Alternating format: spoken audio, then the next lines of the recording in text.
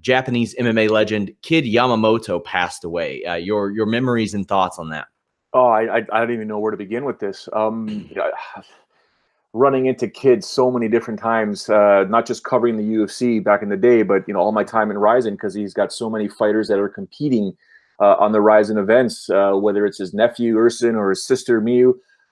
You always saw Kid. You always saw Kid. He's one of those guys that always kept to himself, but always had that little smile when he would kind of walk by you. He'd kind of look at you, and whether it was a wink or it was just like he acknowledges you, but he was always business and there to have fun, and very, very passionate about his nephew and his sister competing and all his crazy B team. So horrible news. I mean, I wasn't expecting this. I know when he made the announcement that he had cancer and he wanted some privacy and he was going to beat this, he was going to fight this.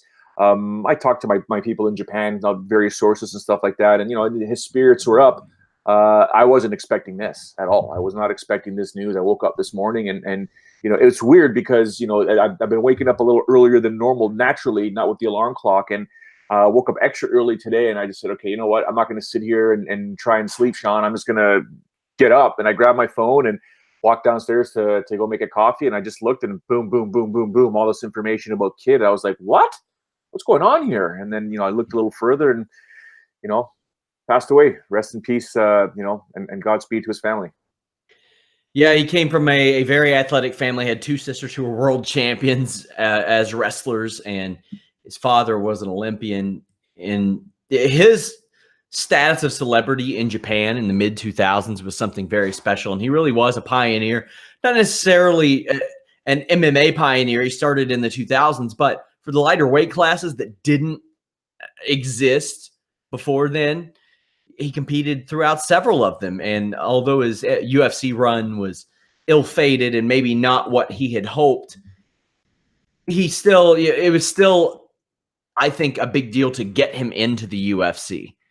Do I think they should have had him fighting in 2015, like 3 years after his last fight and after that run went bad? No, I don't. But I'm glad that he at least got to compete in the UFC. And I tweeted last night, this really puts your mortality in perspective. I mean, this guy was one of the biggest stars in Japan. He's gone at 41, and there's really nothing he could do about it.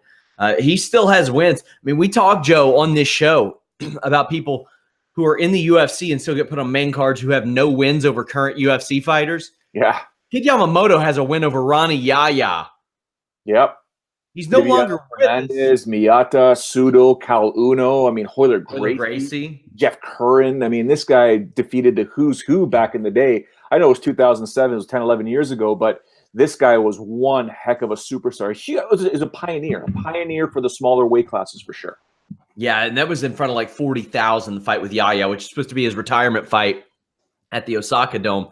He wanted to go back and compete in the Olympics, but in a way kind of injured him and he wasn't able to do that. It was an uphill battle anyway, but it was that Heroes 2005 lightweight GP really launched him into the stratosphere.